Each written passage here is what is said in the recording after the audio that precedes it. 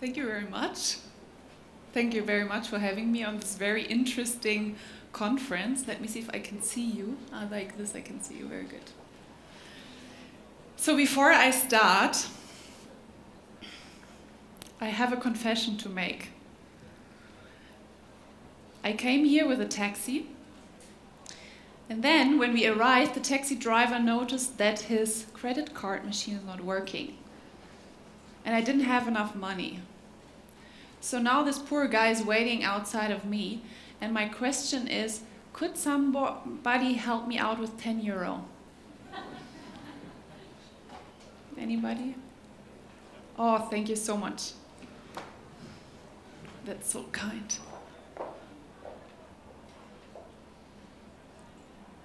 I know it's a little embarrassing, but don't worry, you will get it back. No, that's fine. Anyway, he comes back, he's not there.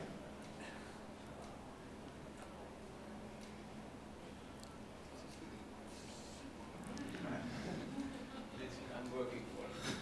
We have time.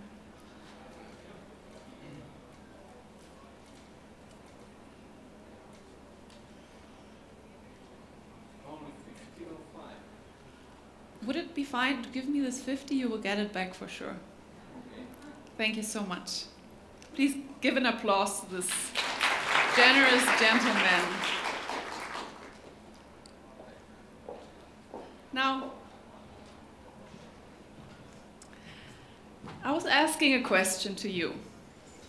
Do you have 10 euro? Might be a little unusual. So for sure, some questions came to your mind. True? I think the first question that came to your mind was, very practically, do I have 10 euro? The second question could have been, will I need it myself later on?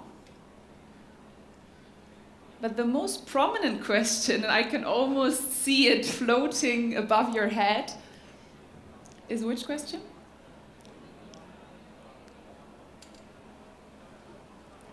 Will I get it back, finally? So let me ask you another question.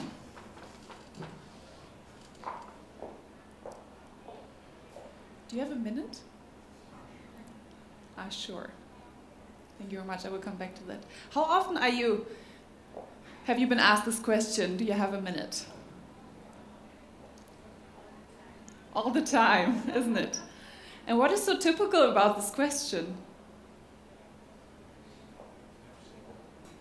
You never say no. And are we really talking about a minute? No. It's always more. Now, we are all busy people, I guess. And in terms of time management, quite many found it interesting to find out what are interruptions actually doing with our time. And the University of London asked the following question. How can they see the slide? Thank you. So they asked the question, what is actually happening to our mental capacity due to constant interruptions? For example, by emailing, calls, and other things. What do you think? Sorry? It depends how it's measured. It depends how it's measured, yes, okay. So what they found out is that it actually reduces the mental capacity, the IQ, by 10 points, which is comparable to a sleepless night. Maybe you have experienced that, when we are constantly addressing all the things popping up on our phones and computer. So let's assume there wouldn't be any interruptions. Are we actually able to focus on what we want? Microsoft was interested in this question, and what they did is they put top managers, high performers in a room without any external disturbances, and they asked them to simply focus on what they had to do. So no phone calls, no no emails whatsoever. When not disturbed, what do you think? How long could they focus on what they needed to focus on? Any? 45 minutes? 10 minutes? 3 hours? 25 minutes. So it was 3 minutes. So I tell you, Microsoft was shocked.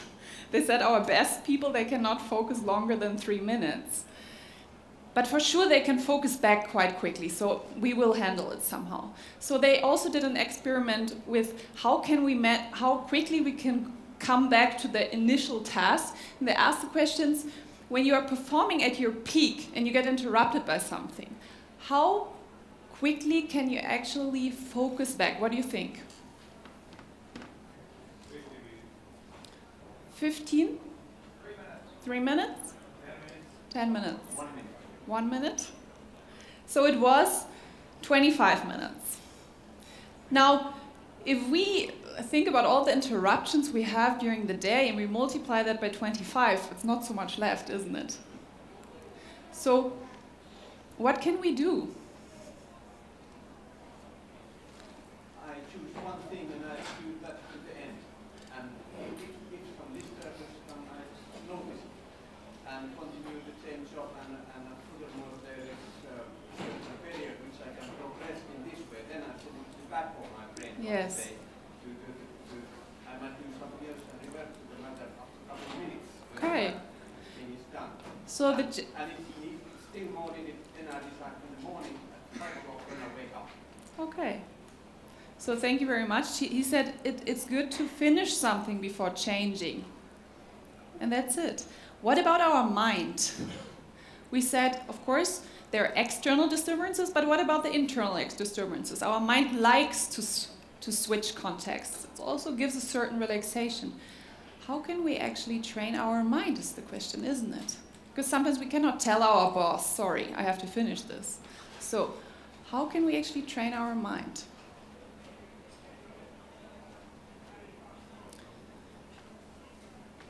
Are you all here right now? I mean, I can see your bodies, but I can see your bodies. Sorry? Both is the focus, attention, and meditation. Okay. So, are you focused right now? Yes? Where is your mind? On me? That's good. Did you notice that the mind has the tendency, and I think Lena also was just talking about it, to go wherever it wants? So we can be here in the room, but the mind can be all over the place. Can we control it to be in the now? Can we control, when we sit there, we have to prepare this presentation, but our mind goes all over, can we say, I have to concentrate now? Is it possible? Yeah. After teaching yourself. After teaching yourself. I give you a short experiment. Please close shortly your eyes. And now think about a zoo full of animals. And please think about all the animals, but don't think about pink monkeys jumping up and down. Please think about whatever, but don't think about pink monkeys. Okay, you can open your eyes. What were you thinking about? Giraffes. Probably pink ones. So, controlling our mind from the level of the mind is almost impossible. Another example, have you had sleeping problems, like you're lying there, it's 1, it's 2, you know, I have this important talk at the Biohacker conference, I have to look fresh, I have to sleep now. Will I sleep? Probably not. The mind has the tendency, if it resists something, it will persist. If I want to remember something, the more I want to remember, the more I will forget. When I want to forget something, the more I want to forget, the more I will remember. So, what can we do? What is actually always in the now? And we are all doing it in this moment. Breathing. We are breathing. So, how can we use this tool of breath in order to focus? That is the question. Would you like to, again, shortly experience your breath? So what you can do, you can close your eyes. And now you can put your right hand on your tummy. You can put your left hand on your chest. And without any effort, simply observe the air going into your body and leaving the body. Just become aware. Maybe your tummy is moving up and down. Maybe it's more the chest. Just become aware.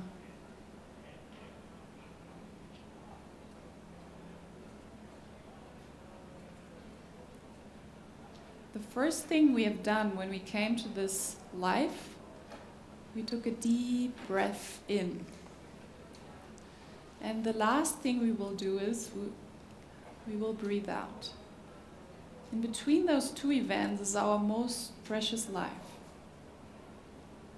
So take another deep breath in. And breathe out.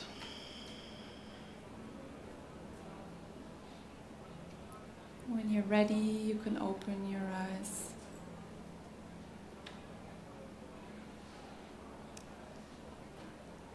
Who of you had the feeling when focusing on the breath that thoughts become a little less? Okay? So, by bringing the awareness to the breath, what is happening is that the mind calms down. This pendulum of future past comes to the present. And you might have noticed that when we are in different emotional states, for example, completely relaxed, we're sitting on our couch, the work is done, we relax, that there is a certain breathing rhythm. How do we breathe when we are completely relaxed? Did you notice?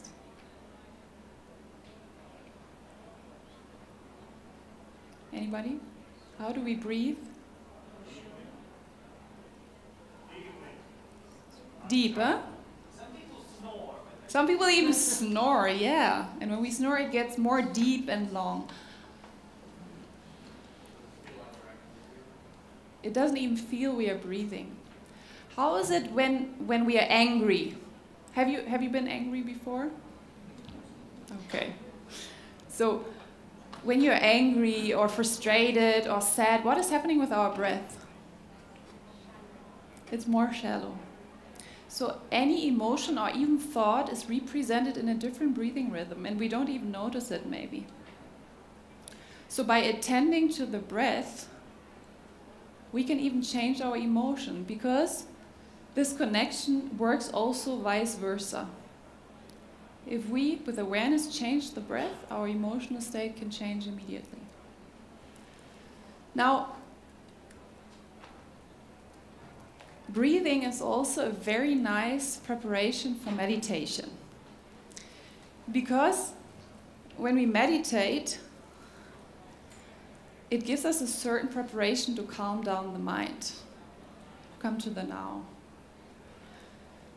Would you like to experience a short meditation? Yes? Okay. So let me also get a chair. Is it possible to take a chair? Or are there? Let me see. No. Yes.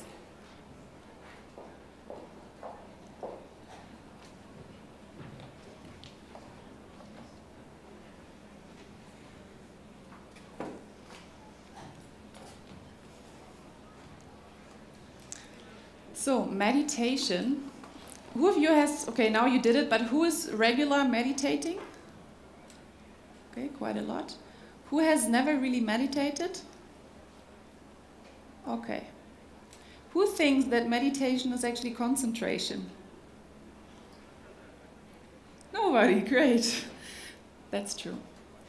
It's the opposite. It's deconcentration and really the art of simply letting go. So before we start, there is another breathing technique that we can do. And this breathing technique is there to wake you up. So what you can do, you can sit straight with your spine erect. And you need a little space.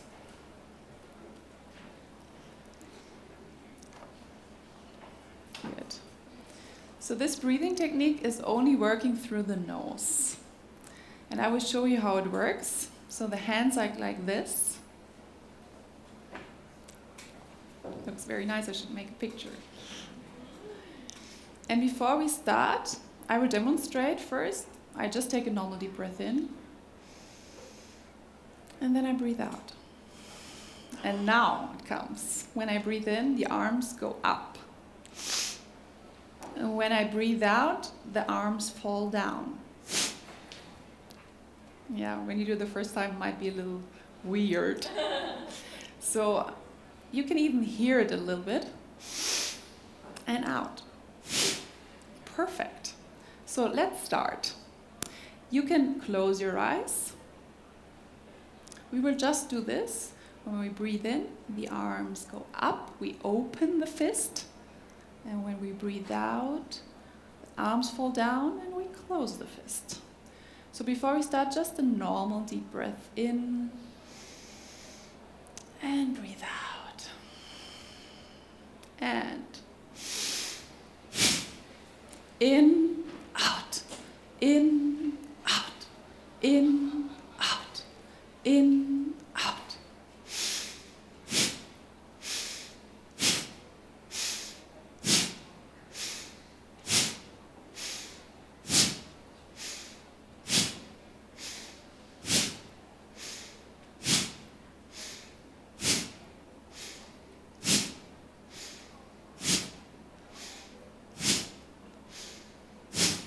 And relax.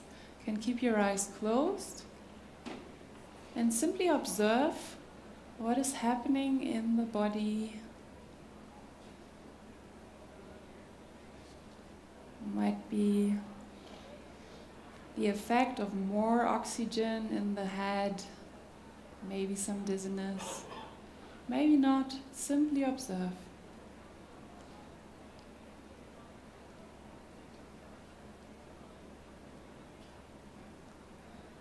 And keeping the eyes closed, the second round. Hands in position. You can keep the eyes closed to be just with yourself. And a normal deep breath in. And breathe out. And with the hands.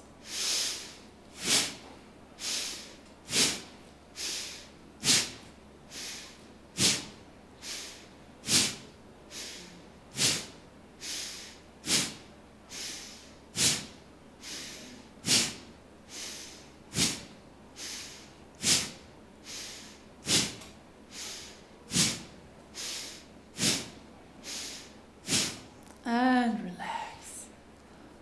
You put your hands on your thighs and keeping the eyes closed, simply observe what is happening in the body.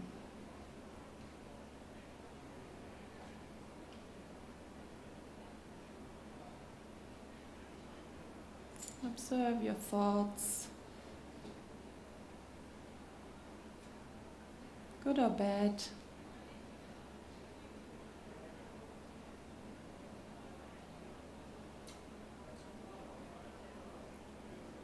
Sense all the sensation in your body. And keep keeping the eyes closed, the last round, hands in the position. Take a deep breath in and out. And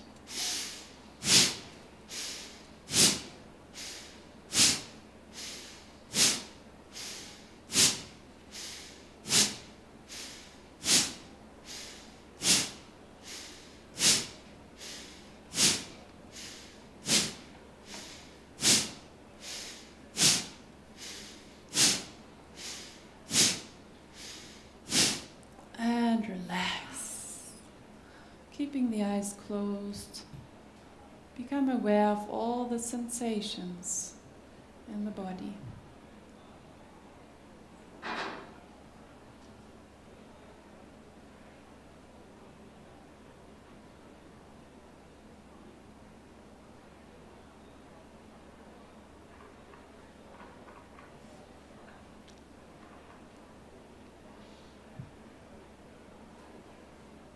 And then you can open your eyes.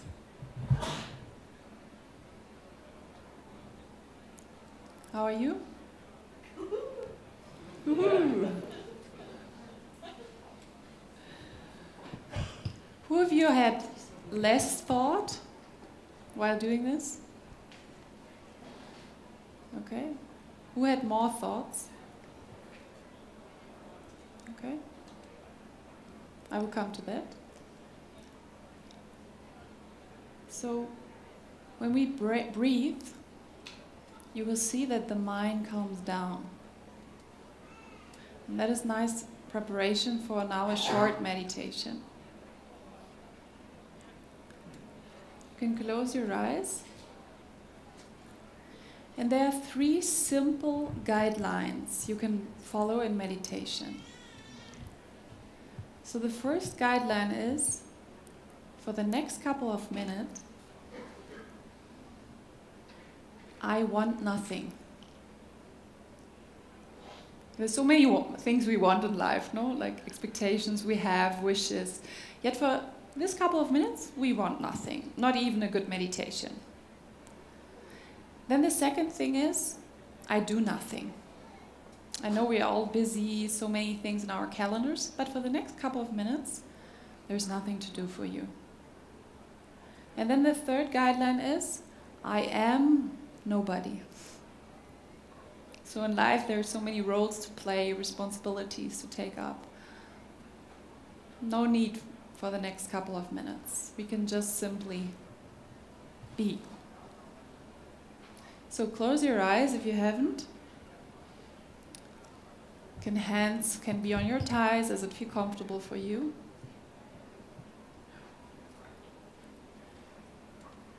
And then become aware of all the noises in your surrounding.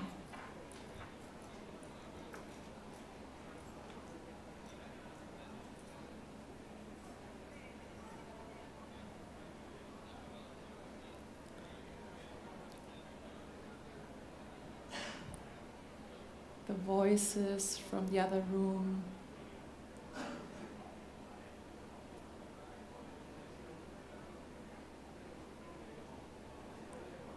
Sound system.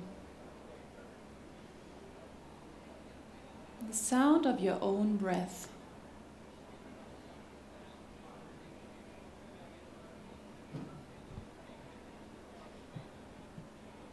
Become aware of all the noises and be in harmony with them.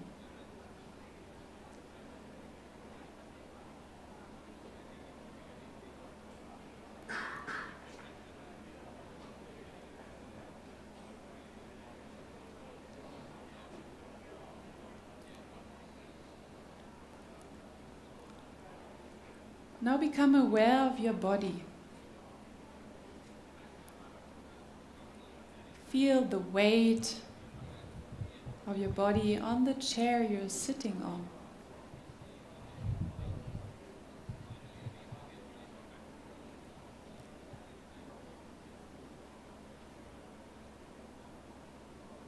Keep your eyes closed.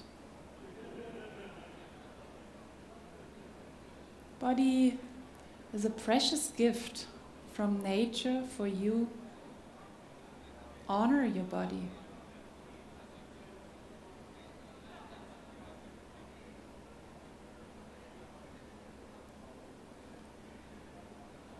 Become aware of your feet,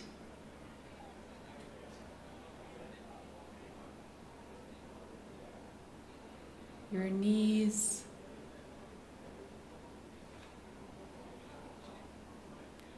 thighs and hips.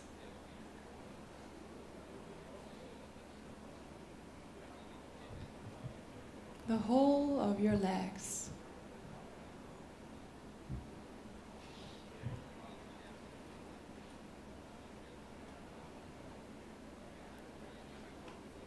Stomach,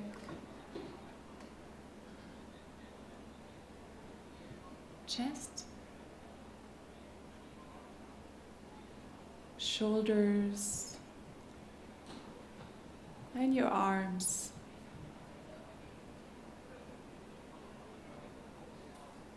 Throat, face, head, and your whole body. Your whole body. Your whole body.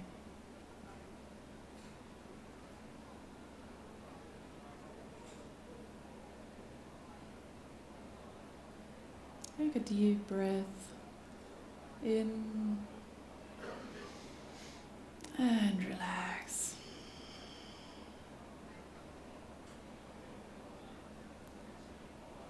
Become aware of your thoughts. Good thoughts,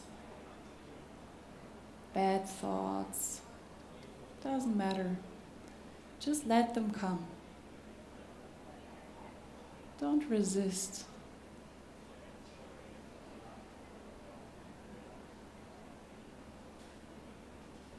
You're now in harmony with all your thoughts.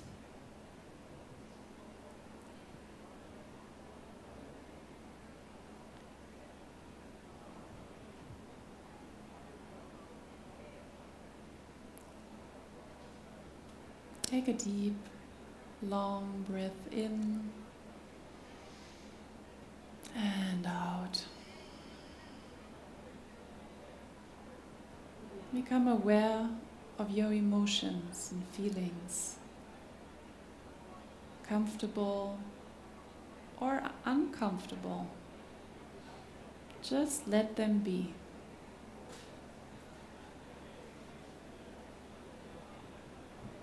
Don't resist any emotion. Be in harmony with them.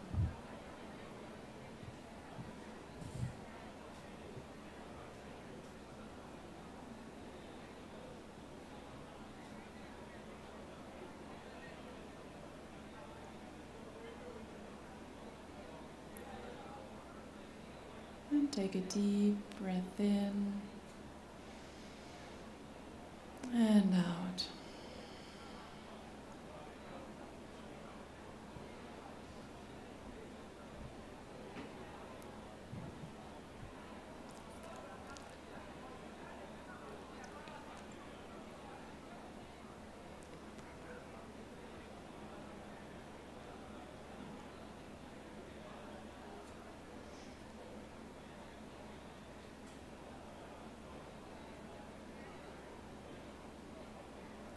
And go back to your emotions,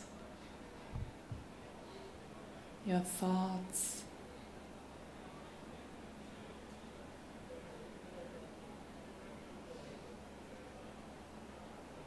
Become aware of your body, how it's sitting on the chair.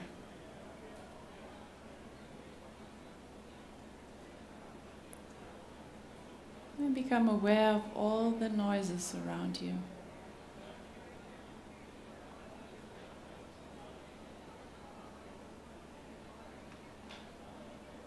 Take a deep breath in and out. Another deep breath in and out. And taking your own time, you can open your eyes.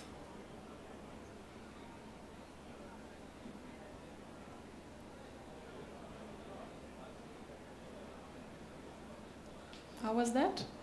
How are you? That's good. Now, one thing is the personal experience.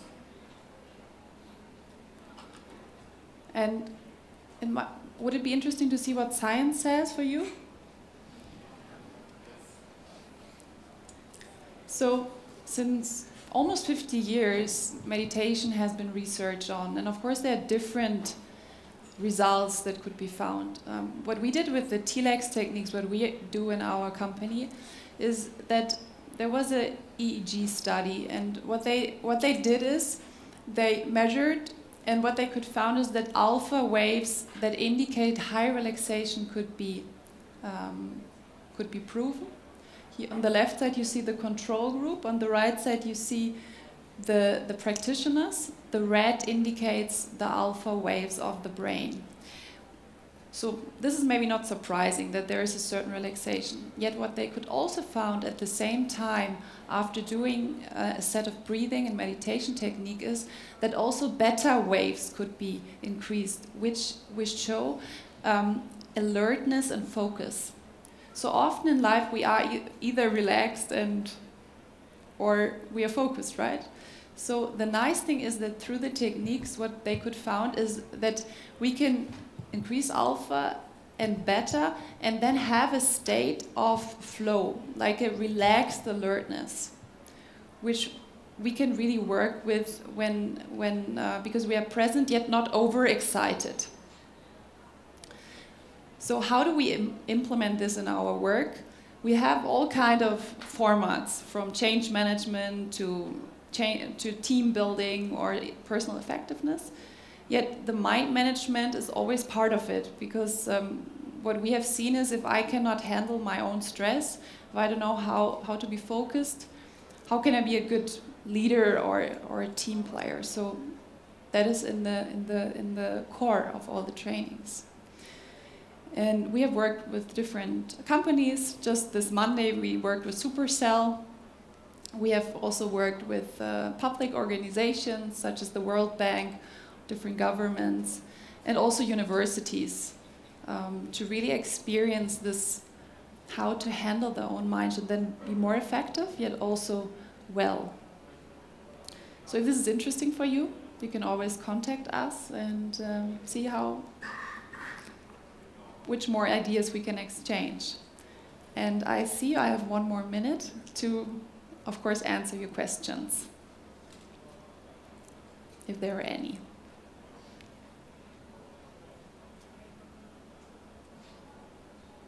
Good. Yes. Hello. Yeah, I have a question. If the prayer is the same as a meditation, because, you know, I used to, if I may add, I used to travel the world and I paid thousands of dollars or euros to people who called themselves their masters, and I tried to learn everything from meditation, Qigong, Reiki. Yeah. But all of those things, they were not the answer that I was really searching for. Yeah. And you mentioned that we should appreciate our body and our life. It's a gift from nature. Mm-hmm. But what I found, even the nature is a gift from God. Our life is a gift from God. Mm-hmm. And when we put our focus on God Himself, He gives us the optimal breathing technique. Mm-hmm. So we don't need to learn all these deep Qigong techniques or the chakra systems. Mm-hmm. I believe that we can go straight to God, who will give us the peace and what we need in life. So mm-hmm. This is what I wanted to say. What do you think, a prayer versus a meditation? Mm-hmm.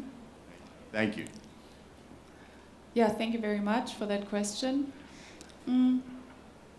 Also, when we check science, we could also argue this is just an average result. So we will always find people for whom it doesn't apply.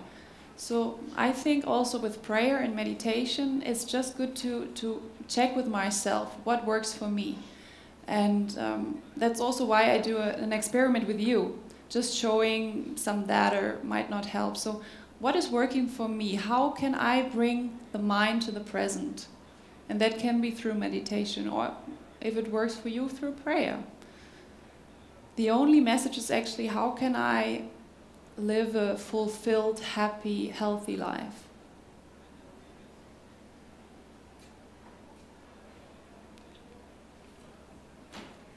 Any other questions?